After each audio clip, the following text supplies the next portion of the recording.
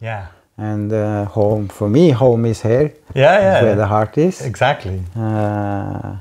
Yeah, and it's about, like we said, it's about learning to accept oneself for all of what we are, and to embrace all of that, and to make friends with it, and to be in peace with that we are not perfect. Yeah. Well, we are perfect, but that's it's just the perfection looks different than what we think. We are perfect, but we have, that's in nature. Perfect is not a fixed state. Exactly. Yeah. Perfect is this constant evolution towards perfection. Yeah. Which is something we never arrive at, Yeah. because everything is always changing. Yeah. But and that is what is perfect. Exactly. The perfect is this constant change, evolution It's for the improving. dance that's perfect, and exactly. there's not the result. It's not about some result at the end. No, and no fixed state. Exactly. Yeah. It's always moving. Yeah. Yeah. We will never arrive at a point in our life where we got it all, Yeah. or no. That's I think we actually lose the fact that we miss the point that we are already home, because we think home is somewhere else, or some place else, or some other state, or whatever we make up in our mind that it should look like or feel like. Yeah. And this I totally agree. And I think that's where most are. They are not with themselves. They are in their mind, and then they are either then busy with past, projecting for future, and then they have expectations. Yeah. And for me, all those three is like, hang on, do we really need to have expectations, or can we just trust that actually all will be filled in by life, and that life can actually do it better than I can with my own expectations? Past, yes, sure, we carry stuff from past, but maybe journey is also about bringing them back and making friends with them. Yeah, I love that. Yeah, instead of keeping them like a big ghost in some box somewhere. Yeah, because so many people, when they think about transformation or something like that, it's what they secretly want is to get rid of all things they don't like. Mm-hmm. But when you say make friends with it, then you don't want to get rid of it, because you don't want to lose a friend. No, and also that's what works, because they won't go away. Exactly. Yeah. So you might as well have just learned to live with them. Yeah, you can pretend that your pain is not there, but that won't remove it. No. That just, if we're speaking about the pain, the one who pretends it's not there, some of them really succeed in hiding it very good inside themselves. So consciously they are not aware of that it is there, while subconsciously it's ruling their life. Yeah. It's holding them back, or they can maintain it for a little while, and then something happens, and then it cracks open, and then it's there. Yeah. And then how did this happen? Where did this come from? Yeah, exactly. Yeah. And I think in our journey of kind of coming home to ourselves is about visiting these past pain, sufferings in this life, whatever we have kind of stored down here of experiences that were not nice. Now we are later on in our journey, and we can kind of go back to those moments, but with a different mental way of seeing and understanding, and that we can maybe read those situations in a different way. And maybe we can also find the strength and the power within ourselves to forgive if it's needed, whether it's ourselves, or forgive the other, or forgive life, or for whatever, by actually realizing that no one is actually guilty. Yeah. Oh yeah. That everybody's just, to some point, everybody's doing what they are here to do, and most people are doing that from good intentions. They are doing the best of what they can. But then, since we are all victims, then if we want to buy into that kind of role, because we all have had our bad experiences and our patterns, by going back there and revisiting these things, and then linked with that is reconnecting with our inner child also, because it's our inner child who is hiding somewhere because of this stuff. Yeah. But realizing that actually everybody is trying to do their best. But everybody is at the same time colored by their experiences. And sometimes that manifests then as someone doing not something good, let's say. And then that's the predator, that's the guilty one. But then what about if the predator is a victim also? Yeah. and that the predator is actually just acting out on these sides because have no choice, because that is their programs. Yeah, but I think the beauty is once we start recognizing that with ourselves, that we're just acting from all kinds of programs that are running, I think compassion comes in. Yeah. Because when I realize, oh, I'm just, acting on my programs, then compassion it automatically appears. Yeah. Towards myself and others. Yeah. Because I know where none of us have to pretend that we're that kind of perfect, the Hollywood perfect, so to say. Don't exist. It doesn't exist. No. It's true. No. The again, like we spoke about, the perfect is anyone who arrives at embracing all of what they are and not being in conflict with it anymore. Yeah. Then that's the utmost one can do, and then one will evolve and one will flow and things will change and so on and so on. Yeah. And once one step into that journey or that way of kind of like navigating in life, life transforms. And it's always. Yeah. There's not a single second that's the same as the next. No. Yeah. And for sure we're speaking about programs. So programs, what is programs? So programs are the things who are like, they can be self-made. I mean, we can have made them ourselves. That's not the problem. But they are the stuff who nourishes our robotic side. Yeah. It's like a program triggers a reaction without us being involved in a way, and we just find ourselves.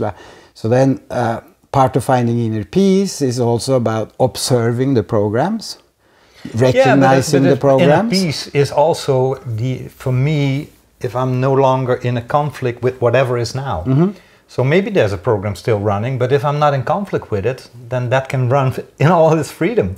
And then it becomes a dance, because then there is no judgment on it, and it's so for example, anger just becomes fire.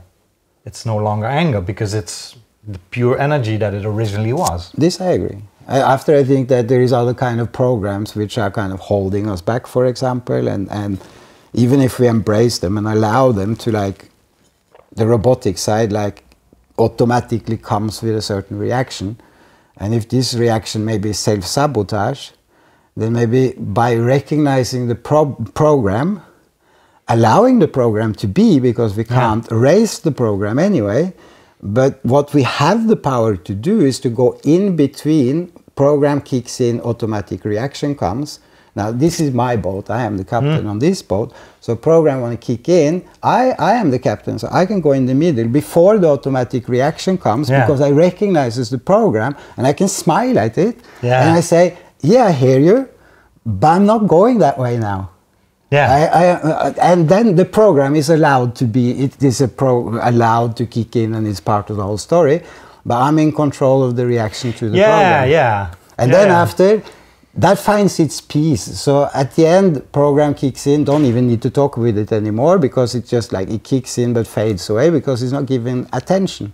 And then eventually this program, it fades. I mean, if we were a good computer, we would have an erase button and we could recognize programs who are holding us back, and we could go, okay, erase. But we are not that well equipped.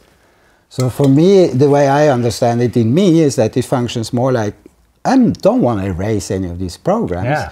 They are perfectly fine, but the ones who are sabotaging me in my journey of holding me back or whatever, but maybe I can work on my reaction to the program. But I think we do mean the same, because when I'm comfortable with it, then it changes automatically. If I'm aware of it happening, then a gentleness comes into it, and it changes over time automatically, as everything changes. But as soon as there's love in it and heart in it, things change. That's the key thing.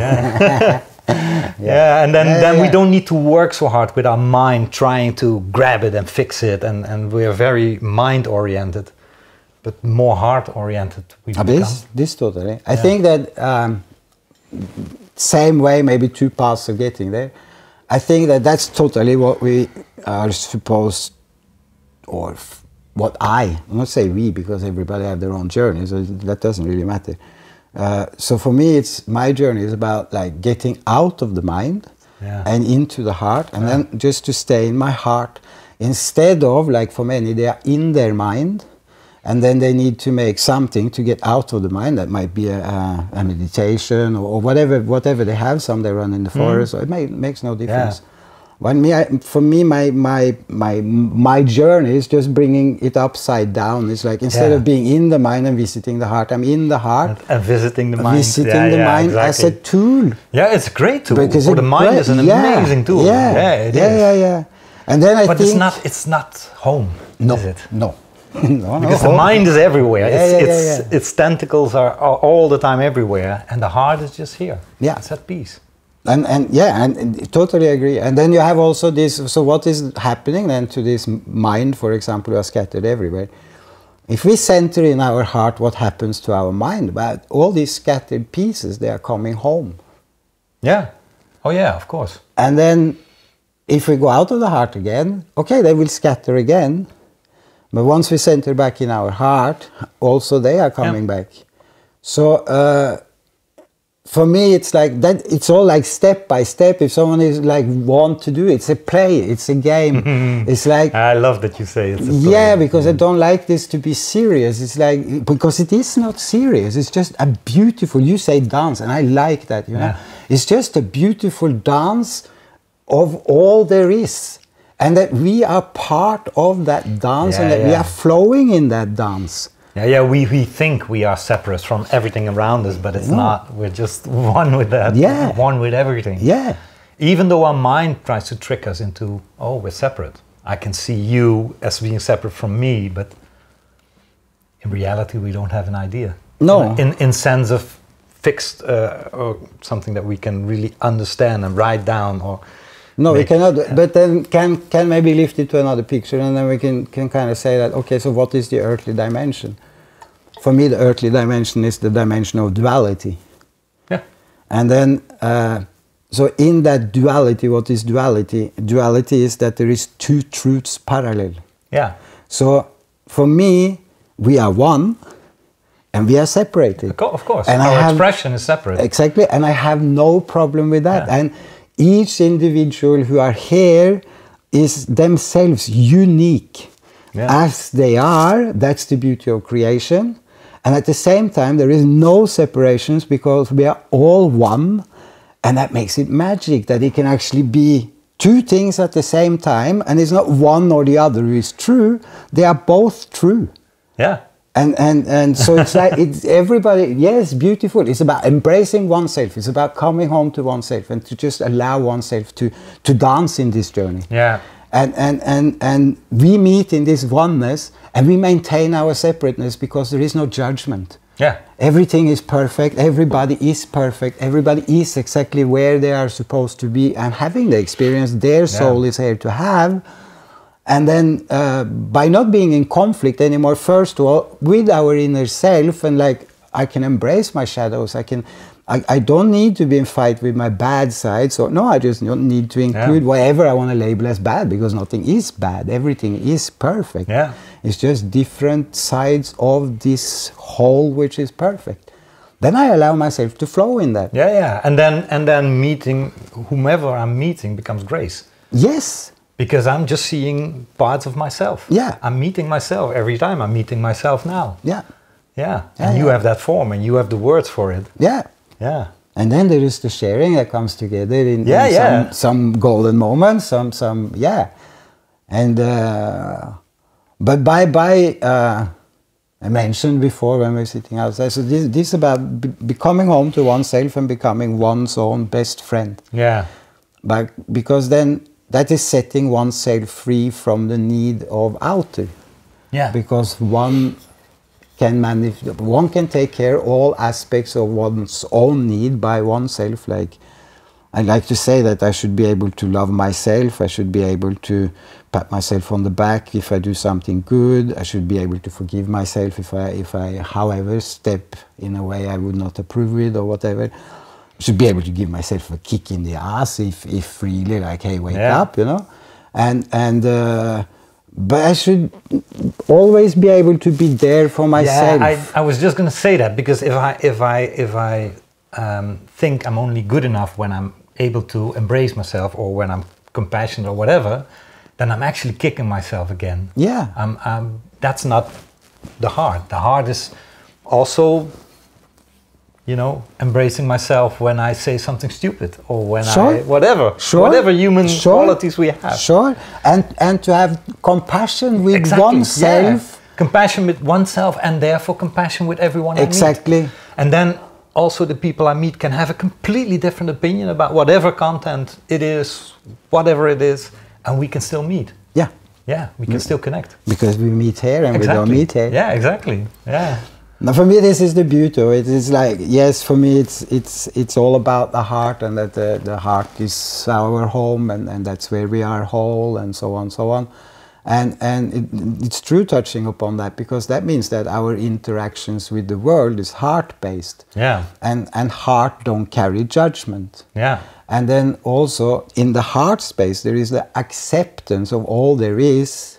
So that means that meeting in the heart space, we are all allowed to keep our culture, religion, our opinions, Yeah. our views upon things and whatever. Yeah. And that is absolutely no problem. All that flow, that is like that, that's not where we are meeting, and our mind is not involved, so they are not judging all of that. Yeah. Those are just the colors of the painting, Yes. all the differences. Yes. No longer the problems. Yeah. They are actually what makes life so beautiful. Yeah, exactly. Yeah. Imagine that we would all be the same, would be boring as hell. That would be. Yeah. And then we are all one and we are all the same, but luckily we manifest in Yeah, all this exactly. multitude of different ways. Yeah, you know? If exactly. not, yes, it would be boring. Yeah. Yeah. And then it's like another thing might help when we are thinking like, okay, we are in conflict with what goes on in this world, or how certain people are, or whatever. Then it may be important to remember that in the journey of the soul, like so we tend to, as human beings, to put a lot of importance in our mind and in our body, and we kind of forget the soul. While in Trinity there should be a harmony between the three, and then got lost there for the. It's not going. Yeah, that's great. No, but so in that Trinity. There is only the heart where you can meet, where there is no judgment, where there is a full acceptance. And I think that if we are to unite one day, we have to not try to agree upon things. Exactly, yeah. Because we never will. Yeah, yeah. But if we can accept that everybody is actually doing what they are supposed to do, and that there is no problem, then we can get away from it comes back now. It's like, okay, so we put importance on the mind and the body, but we forget the soul. While me, I think, is upside down. I think that it's the soul who is making a journey through several lives. If we want to believe in reincarnation, people can be free for that. But my body and my mind is a new vehicle each time. Yeah. So maybe actually body and mind is servants of the soul. They are providing experience for the soul. Yes. So then when we are looking around and we are kind of in conflict with either what goes on in the world or certain aspects of other people, we should remember that they are where they are now, but they evolve. Yeah. And wherever, when we put something like that, we can kind of like, wow, that's great, this has come very far, you know. Then remember that all these souls, they are getting there too. Yeah. And then if we are looking like from, I don't like high or low because it don't exist, but some people, they look in that ways.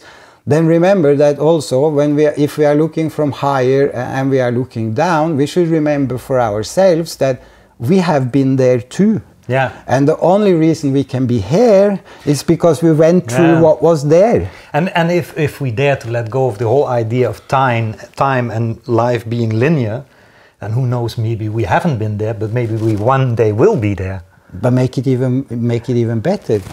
I agree with you that in duality again, so time don't exist. Yeah. So that means all this goes on in the same moment. Exactly. We just see one moment. And then you come back on Earth. Yes, I agree, because that's duality. There is a linear time. Yeah. And I would be stupid if I say it wasn't, because that can be proved. You have fossils, you can do carbon dating, you can, however, there is a past, and since there is a past, there might be a future. But that's, I like to see it as you take an orange, you cut it into half, and you look at all these small little grains there, and for me that represents the multidimensional reality. Yeah. And one little grain, that is our earthly duality, that's our dimension. And then when you look at the orange, you put it back together again. So there is a skin around the orange which contains it, and that's the whole. Yeah. So then I believe that inside each and one of these grains, yes, you have linear time, you have all what goes on in there, doesn't really matter. But it opens an interesting door for me, because then if I could actually leave where I am and I could enter into the peel of the orange, I can become a time traveler, because I can come back into the orange wherever I want, past, future, whatever dimension, whatever is inside that orange. Yeah, that's good. That's fun. And then I take this one a bit further. So then that means that in that orange, in that multidimensional reality, could we actually go inside one of these grains and change the reality in that grain? Like many people are concerned, they want to change earthly. They want a collective evolution. I will step on a few people's toes, but that's okay. Will there ever be a collective evolution? Me, I would say no, because it don't make any sense whatsoever. Earthly dimension serves a purpose in a bigger picture. Yeah, it serves that we all have our own truth. Exactly, and that we learn through duality, so that we can evolve and realize what is oneness. Yeah. And then maybe instead of, many people are dreaming for oneness on earth. And I understand that, because that's really where we are going. Yeah. But are we going there on earth? Or are we just going to another little piece inside this orange? And maybe this dimension of oneness actually exists as its own dimension. Yeah. And that soul's journey through earthly dimension, learning through duality, is just a part of soul's journey through all this multidimensional reality. Yeah. And that when we are reading this as, oh, peace and harmony is going to install on earth and oneness is going to come here, for me it makes absolutely no sense, because what about all these other souls then? I mean, are they going to make a giant leap to catch up without learning their experiences in between? Yeah. And then what about the total journey? If you change and this becomes oneness, what happens then to the dimension of oneness? What does that become? And how does all the other dimensions transform? Because you cannot change one without changing the whole. Yeah, it's all interacting. But the nice thing about all of this, to me, is that the more I think about it, the only conclusion is my mind will never understand it, but my heart can feel it. Yeah, so that's why I don't think about it, feel about it. But then I become humble, because then I understand that the only thing I understand is that I don't understand anything. And the more amazing. Exactly, and the more empty space you can leave, the more actually comes to you. Yeah, yeah.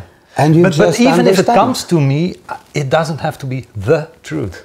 It's just a truth that comes, and it's my truth in that moment. In that moment, and it is. And since we don't cling on to that truth, that truth is ready to go at any moment. Where something else is revealed, which finds resonance.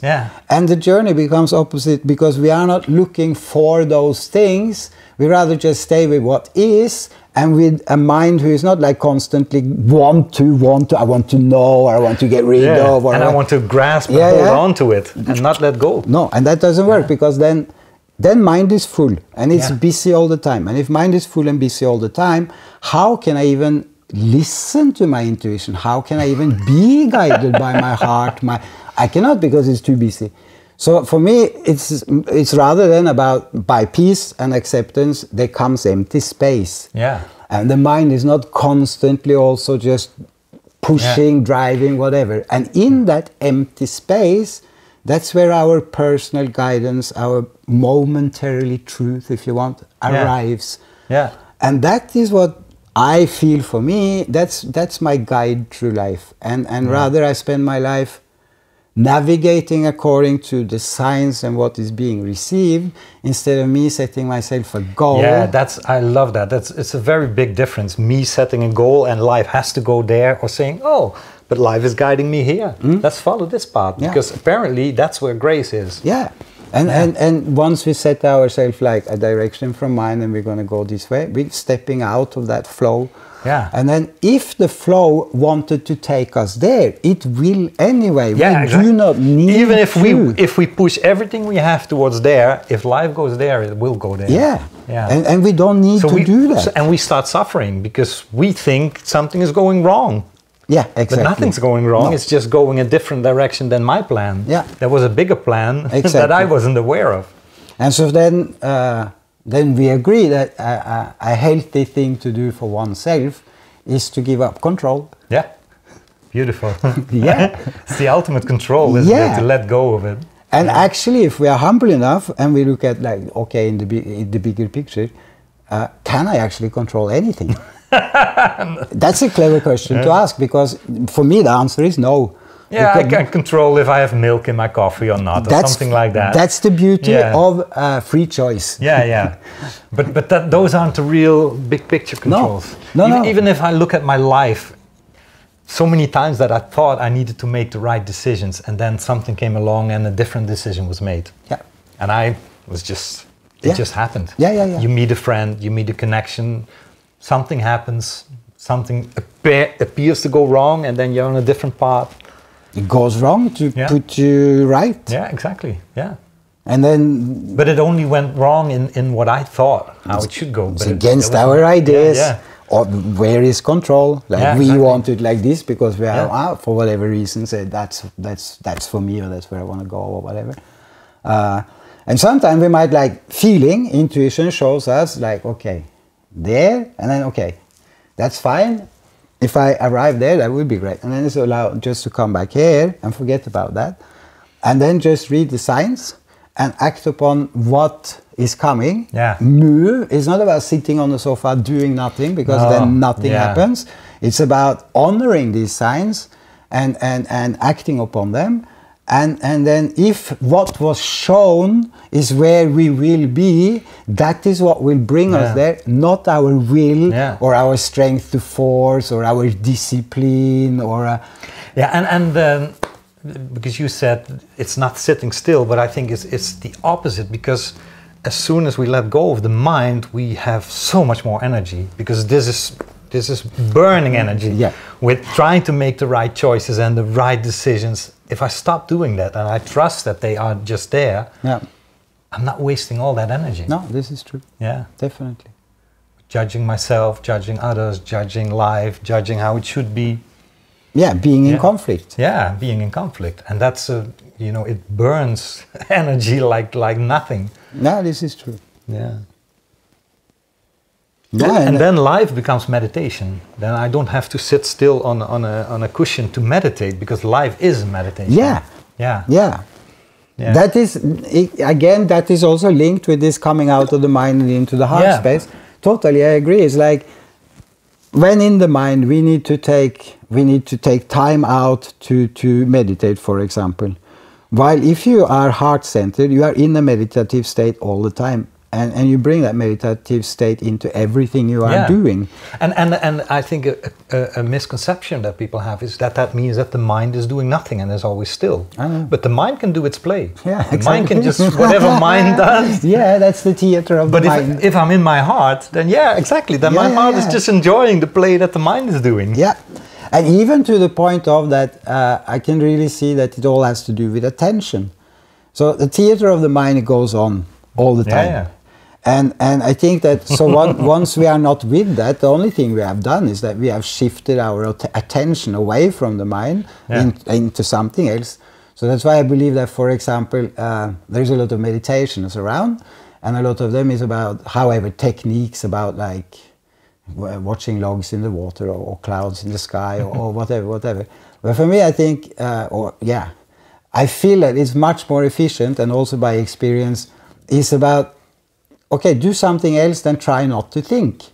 Try to feel instead. Yeah. Because while you are feeling, your attention is not with what goes on in the mind. So then if you are really in your feeling, you might actually then say that my mind is quiet. Yeah. But as soon as you tune back into it, you realize that your mind is actually as busy all the time. So it's more about, for me, it's about attention. And if we're not, theater of the mind, I think is great. It represents all our programs, our ego, and also spirit speaks in the theater of the mind, but he is not the loudest voice or the strongest to listen. But I think it's, for me, so far at least, maybe other things will be revealed later, but this state of empty mind, this state of empty mind I can have because I'm not tuned into what goes on in the mind. Yeah. Like, let's say that it's like a radio. Yeah.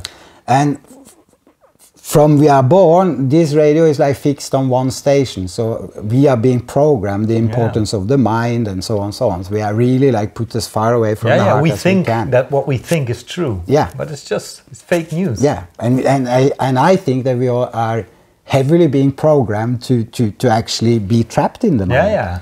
And then, but it makes sense that we do that, because we think that if we let go of this control, it will go wrong, whatever it is, or feelings will pop up that we're not able to handle. Yeah. But the truth is that I've discovered over and over with meeting people, with myself, when you stay with whatever you feel, it's never too big. You can always handle it. Yeah. Because nothing will come up that you're not ready for. No. Yeah. No. This you can if you by mind deciding that you want to make like a giant leap. So you go and you participate in this or in that, and you might have something opened and maybe even big time, or you might have wounds relieved which are too strong for actually, while if allowing, nothing can come to us which we cannot handle on either side of this story. Yeah. Even if it can be difficult at times. Sure. Pain can come up or whatever, anxiety. Sure. But if I just stay with it and feel it, and even let go of the word pain or anxiety, it's just something just that feels. Experience. It's just an experience. Yeah. And by allowing the experience, we go through. Yeah. That's the flow of how it all goes. While if I don't want the experience, I get stuck. Yeah. Or however I resist it, it takes longer.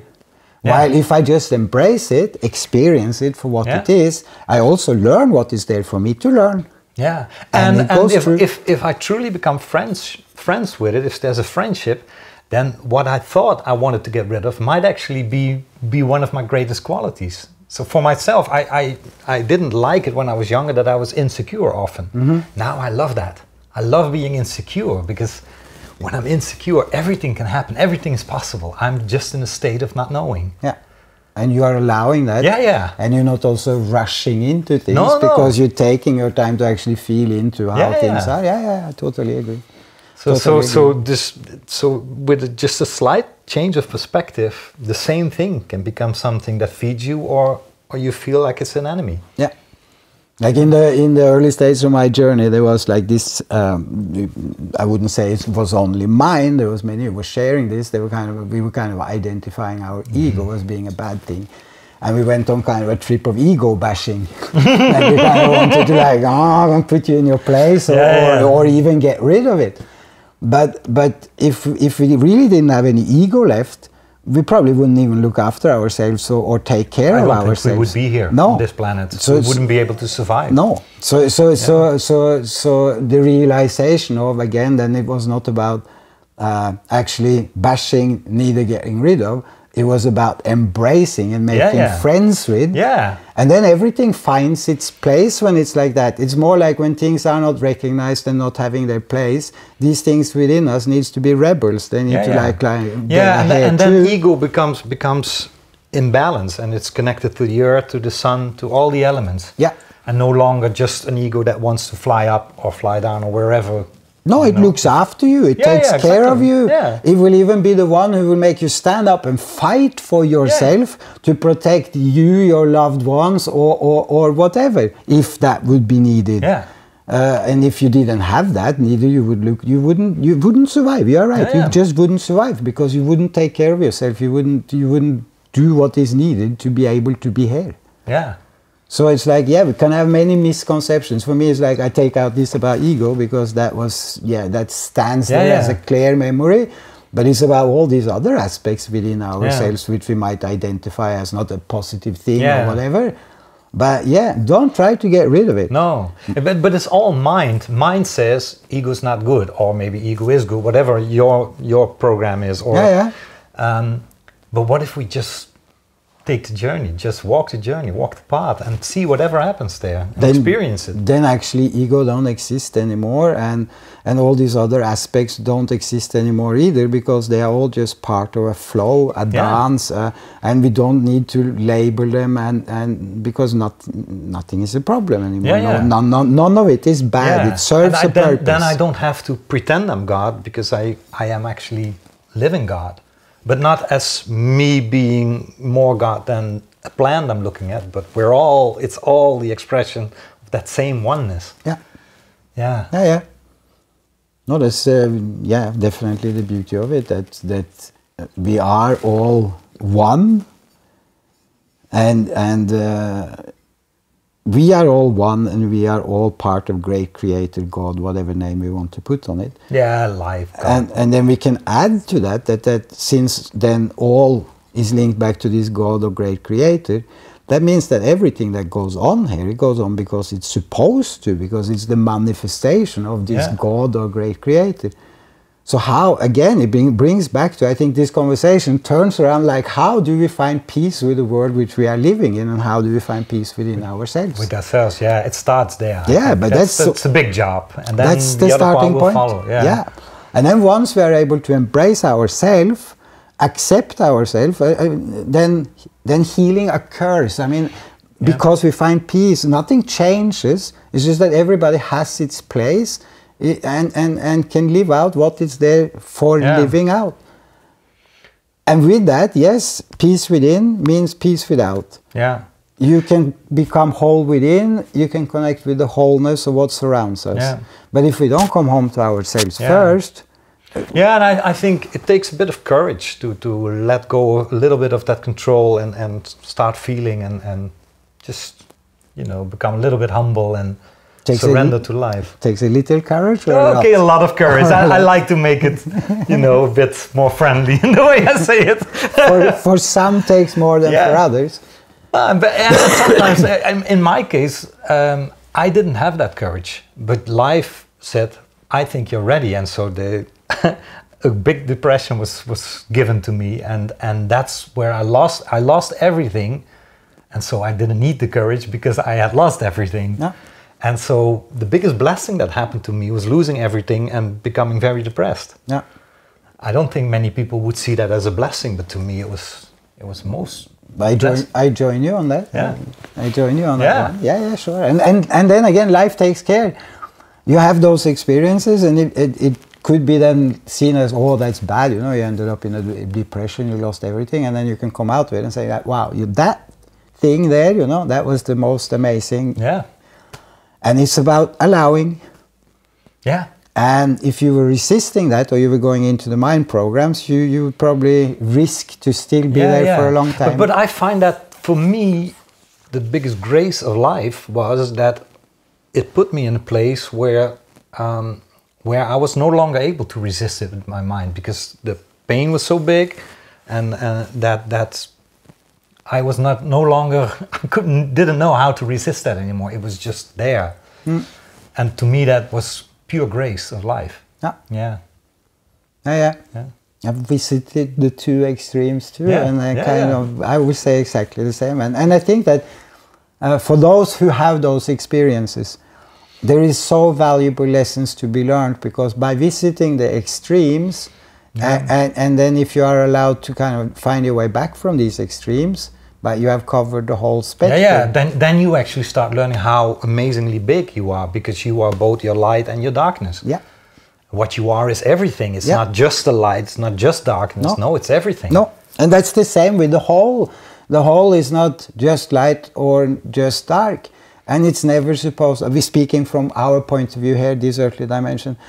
So this light and dark, it is never supposed to become all light. It's never supposed to become all dark. No. It's supposed to harmonize each other and keep in balance. And it's always shifting. We've been maybe now a few thousand years more in the gray than actually in the light. And if there is a shift, I'm open for that, because there is a big changement going on a personal level. This personal level then manifests as an outer change too, this is for sure. But that there is, my feeling is that we are going from gray back into the light again. But it won't all become light and the dark, no, because that's not how it is. It's all put together by these two opposite forces to maintain balance, and in that balance things can evolve. Yeah, but it would also be very boring if life was just light. I often make the comparison, if you go to a theater, to a movie, and in the first minute of the movie the two main characters meet each other and they fall in love, and for the next 2 or 3 hours they only live happily ever after. It's a very boring movie. Everybody would walk out. Some people would like that. No, I don't think they would like that. Not if we think we want that for ourselves, but not if we would, you know, look at the story. I agree. Yeah, yeah. The ones who are longing for that for themselves, they will embrace that movie and have a journey into what they are not having or experiencing. Yeah. But it's also the obstacles in life, when we overcome them or when we learn something new or discover something new, that's what also makes life tangible, and where we have this feeling of, wow, look at this. Yeah. Look at what I'm doing. I couldn't play the piano and now I can. Or I had this thing that I labeled depression and now it's not there. Yeah. How amazing that we go through this journey. Yeah. Instead of just every day is exactly the same. And yeah, then it wouldn't be much point in being here, exactly, really. Yeah. Yeah. Now this, I agree with that. And I think once one steps into the flow and then these changes brought by life, put them like that, or these experiences, they will go on all life. Yeah, of course. Because we are in the flow. Yeah. And then, okay, until the day when we are not supposed to be here anymore. Yeah. But it's a rich life like that. Yeah, yeah. While if we kind of like, we identify our reality, we mind construct our reality. But for me, it's like living in a prison. Yeah. And the amazing part is that we are the ones building the bars. So we think we live in a prison and we're looking for a key and don't recognize that we are the ones building the bars. For sure. Yeah. No, and the only thing we need to do is stop building the bars. Yeah. We don't need to find a key or don't need to travel to the light. No, just stop building the bars. Yeah, and just relax, just surrender. It comes to each and one of us just by opening up. There is nowhere to go. Don't have to run anywhere. Yeah. Don't have to learn something. You don't. No, you just have to let go. Yeah. Yeah, we were already always complete. Yeah. There was never a moment we weren't complete, except in our belief about what completeness looks like. And where does that belief come from? It doesn't come from us. No, but that's a part of the journey here that we're supposed to do on Earth. That's what I think, that we are programmed to become like that.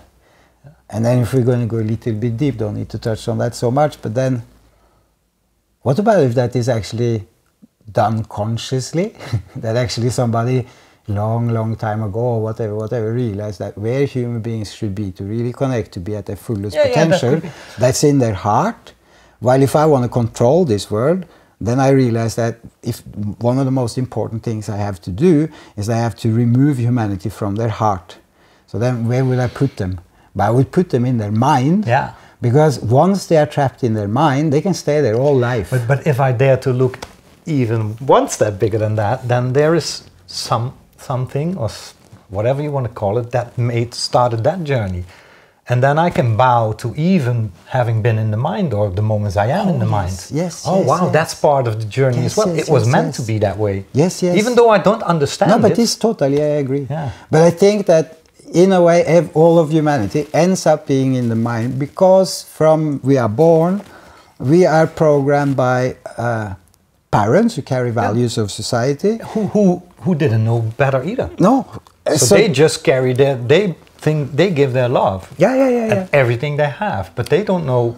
That's the great thing about this, that if you want a certain thing, all you have to do is to put it in motion, and then the people will do it by themselves.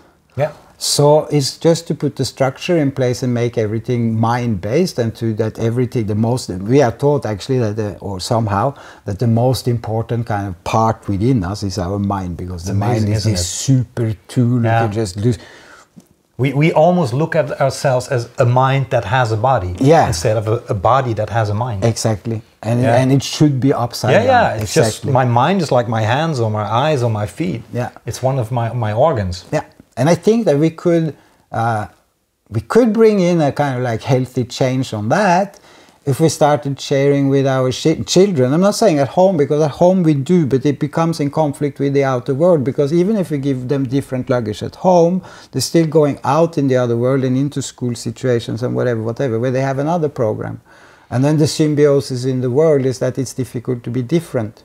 So that with our children, even if they have a different platform with good, whatever different values from when they are small, the other world is kind of pushing them to become normal. I know that from my son because he and like, and why normal? Yes, it's to avoid judgment and being accepted by the others. Yeah. But we, as a human being, our nature, our physical nature, is that we want to be part of a group. Yes. That's our biological programming because it's what helped us survive. Yeah.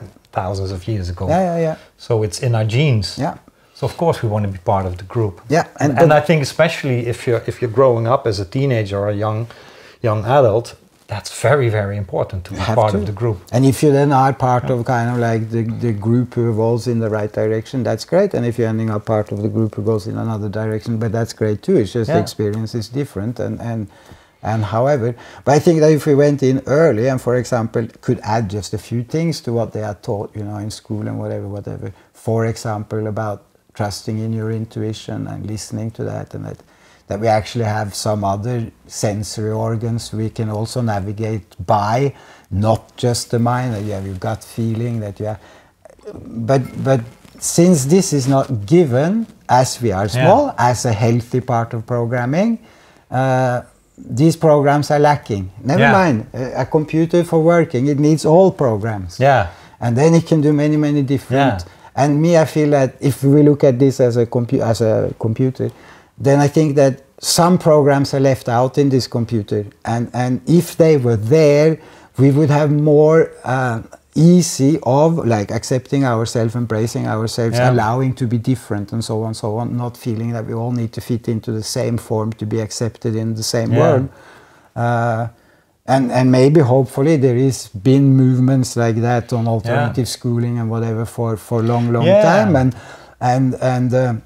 but in the big picture that is still not a part of it. I can see beautiful things sometimes. I see a photo, for example, from Thailand where you had I don't know, thousands and thousands of school children in group meditation.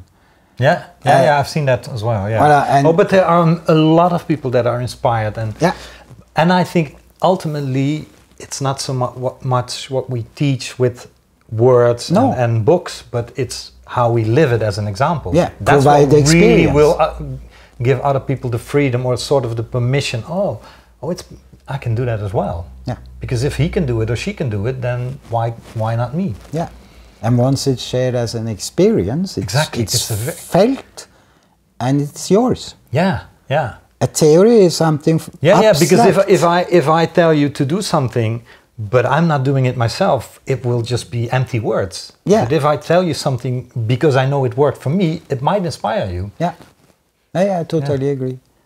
And to provide rather short theory is needed, but provide also experience. Yeah. Because once we experience, this theory becomes something real. Because we felt it, we know it, it's ours. While a theory is just a theory. And until it's lived, it's just a theory. Yeah. And it's the same with teachings. Yeah. Teachings done by sharing in words are programs for the mind. Yeah. And just because we have read 1,000 great books or we have had great teachers, doesn't mean that we know any of what that actually means. No. If we have not lived and felt it. Yeah. Only then we know. Yeah. Those books, they mean everything and nothing. Exactly. If they mean everything, if I live it, and they mean nothing if it's just mind, and if I use them to judge others and judge myself. Yeah, exactly. Yeah. And then they can be great tools, or they can be carriers of illusion. Yeah. Amazing, isn't that? Again, the same book. Yeah. Can be everything. Yeah. It's one of those beautiful lilas or plays of life. Yeah. That it can be everything. Yeah. A flower can be poison or can be beauty. Yeah. A person you meet can be poison or beauty. Whatever what my relationship is there. Exactly. It comes back home to ourselves. Yeah. Yeah. Yeah. Thank you. Hey, hug. Oh. Yeah, very nice.